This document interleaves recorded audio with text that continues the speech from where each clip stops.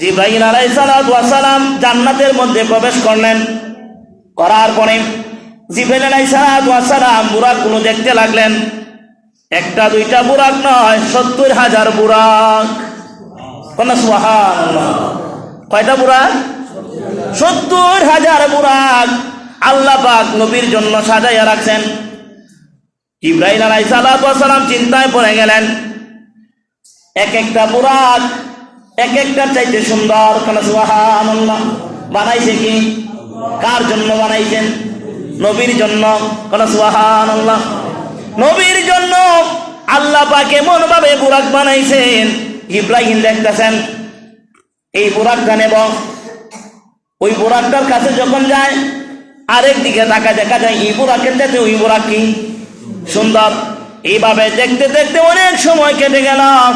জিবরাইল আলাইহিস সালাতু ওয়াস সালাম চিন্তায় পড়ে গেলেন, বুরাক তো একটার চাইতে আরেকটা অনেক সুন্দর, আমি কোনটা নেব? কারণ নবীর কাছে সুন্দর তারা নেওয়া যাবে না। হঠাৎ করে জিবরাইল আলাইহিস সালাতু ওয়াস সালাম শুনতেছেন তিনার কানে কে যেন গুনগুনাইয়া গুনগুনাইয়া ৭০,০০০ বুরাকের মধ্যে কাঁদতেছে। আল্লাহু আকবার!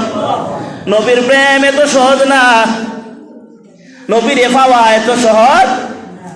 নবীর প্রেম যদি পাইতে চাও, নবীকে যদি দেখতে চাও, যদি আপনি কোনো মানুষকে জিজ্ঞাসা করেন তুমি নবীকে দেখতে চাও, বলবে হ্যাঁ দেখতে চাই। কিন্তু তাকে যদি বলেন তুমি আমল কি করো, তোমার চরিত্র কেমন, তোমার হাসরত কেমন, দেখা যাবে ওই ব্যক্তির নামাজ রোজা হজ যাকাত চরিত্র তেমন ভালো, কিন্তু দেখতে যায় নবী কামলিওয়ালা। ওরে নবীকে যদি দেখতে চাও, সর্বপ্রথম নিজের আখলাক চরিত্রকে পরিবর্তন করতে হবে। জিবরাইল আলাইহিস সালাতু ওয়াস সালাম দেখেন এমন একটা বুরাক, খুব জীর্ণ শীর্ণ, ৭০,০০০ বুরাকের মধ্যে এই বুরাকের মধ্যে এত জীর্ণ শীর্ণ, চিকন চাকন, অসুস্থ। কোন সুবহানাল্লাহ! একদম শুকিয়ে গেছে, কাঁদতে কাঁদতে চোখের কোনায় গা হয়ে গেছে। বুরাকের চোখের কোনায় কি হয়েছে? গা হয়ে গেছে।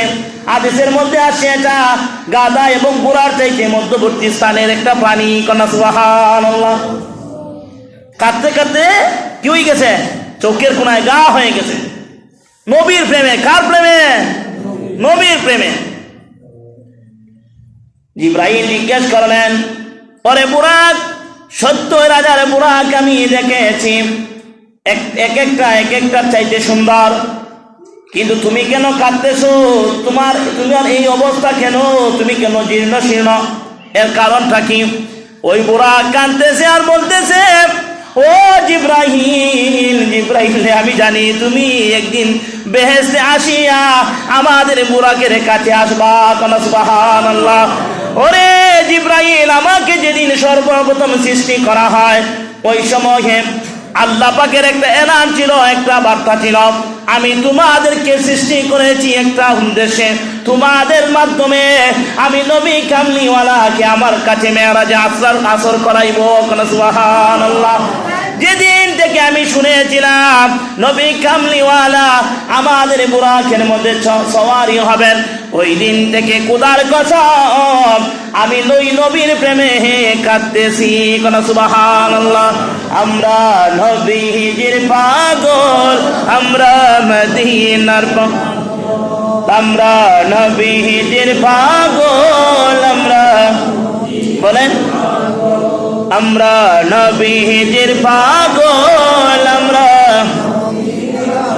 মদিনার ধুলি বালি মোরে, মদিনার ধুলি বালি মোর নয়নের কাজল, আমরা নবীজির পাগল, আমরা মদিনার পাগল, আমরা নবীজির পাগল, আমরা। জিবরাইল আলাইহিস সালাতু ওয়াস সালাম বলেন, ওরে বুরাক, যা যা ৭০,০০০ বুরাকের কোনোটাই খেয়ে নেব না। আজকে তুই নবীর পাগল বুরাক, তোরে আমি জিবরাইল নবীকে আনার জন্য নিয়ে যাব। কোন সুবহানাল্লাহ! আল্লাহু আকবার!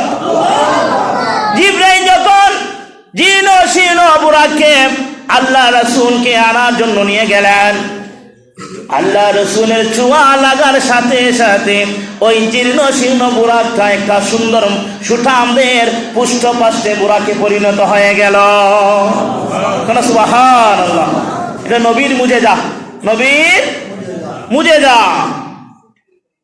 এবার আজকে রাত্রে শুধু এইগুলা নয়, আল্লাহ পাক আমার নবীরে জান্নাত জাহান্নাম কি করছেন দেখাইছেন, জাহান্নাম জান্নাত দেখাইছেন। আজকে আলোচনা এইগুলি করার দরকার, কষ্ট না নিয়ে শুনবেন। একটু সময়ের মধ্যে বলে দিচ্ছি। আল্লাহ রসুল সাল্লাল্লাহু আলাইহি ওয়াসাল্লাম যখন সফর শুরু করে দিলেন, সফর কি করলেন? বাইতুল মুকাদ্দাস থেকে যখন সফর শুরু করে দিলেন, যাইতে যাইতে প্রথম আসমান, কি আসমান? প্রথম আসমান। প্রথম আসমান যখন আল্লাহ রাসূল সাল্লাল্লাহু আলাইহি ওয়াসাল্লাম পৌঁছলেন, পৌঁছার পরে জিবরাইল আলাইহিস সালাতু ওয়াস সালাম প্রথম আসমানের একটা দরজা আছে। সুবহানাল্লাহ। প্রথম আসমানের কি আছে? দরজা আছে। এইভাবে 7টা আসমানের কি আছে? দরজা। এবং প্রতিটা দরজার মধ্যে আল্লাহ ফেরেশতা রক্ষক রেখে দিয়েছেন। জিবরাইল পৌঁছলেন, সালাম দিলেন। সালাম দেওয়ার পরে ওই ফেরেশতা বলতেছেন, কে আপনি? কাকে চান? কি জন্য আসছেন? জিবরাইল বলেন, ওরে ফেরেশতা তুমি শোনো, আমি আজকে এমন এক মেহমানকে নিয়ে এসেছি, দুজানের বাদশা নবী নবী মুহাম্মদুর রাসূলুল্লাহ সাল্লাল্লাহু আলাইহি ওয়াসাল্লামকে নিয়ে এসেছি। এই কথা শোনার সাথে সাথে প্রথম আসমানের ফেরেশতা আমার রাসূলকে সালাম দিচ্ছে, বলেন আসসালাতু আসসালামু আলাইকা ইয়া রাসূলুল্লাহ, আসসালাতু আসসালামু আলাইকা ইয়া হাবিবাল্লাহ। সুবহানাল্লাহ। সালাম দিচ্ছেন আর বলছেন, ইয়া রাসূলুল্লাহ, ইয়া হাবিবাল্লাহ, নবী গো, এই আসমানকে যখন সৃষ্টি করা হয় তখন থেকে আমি এর পাহারাদার রক্ষক। ইয়া রাসূলুল্লাহ, নবী গো, আজকে সর্বপ্রথম আসমানের দরজা আপনার সম্মানে খোলা হচ্ছে, তার পূর্বে কখনোই খোলা হয় নাই। সুবহানাল্লাহ। খোলা হয় নাই। কি হয় নাই? সালাম বিনিময় করলেন। প্রথম আসমানে আমাদের আদি পিতা আদম আলাইহিস সালাতু ওয়াস সালামের সাথে সাক্ষাৎ হলো। কি হলো? সাক্ষাৎ হলো। কোন নবী? আদম নবী। তার মানে নবী রাসূল মরেন নাই। সুবহানাল্লাহ। নবী রাসূল কি মরছেন না জীবিত? বলেন, জীবিত না মৃত? শুধু আমাদের নবী না, সমস্ত নবী রাসূল কি জীবিত। আল্লাহর ওলিগণ কি জীবিত? জীবিত না হইতেন তাহলে আল্লাহ রাসূল আদমকে দেখতেন কিভাবে? প্রথম আসমানের পরে এবার যখন দ্বিতীয় আসমানের মধ্যে গেলেন, এইভাবে সালাম বিনিময় করলেন। ইয়াহিয়া আলাইহিস সালাতু ওয়াস সালাম এবং ঈসা রুহুল্লাহর সাথে আল্লাহ রাসূলের দেখা হলো, সালাম বিনিময় হলো। সুবহানাল্লাহ। ঈসা নবী এখনো আছেন। কিয়ামতের আগে ঈসা নবী আবার দুনিয়াতে আসবেন। ঈসা নবী আবার দুনিয়াতে আসবেন। তারপরে তৃতীয় আসমানের মধ্যে গেলেন, ইউসুফ আলাইহিস সালাতু ওয়াস সালামের সাথে আল্লাহ রাসূলের সাক্ষাৎ হলো। সুবহানাল্লাহ।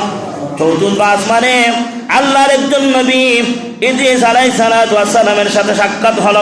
সুবহানাল্লাহ। ইদ্রিস নবীর নাম শুনছেননি? ইদ্রিস নবীর নাম শুনছেন? তিনি কেমন ছিলেন জানেননি?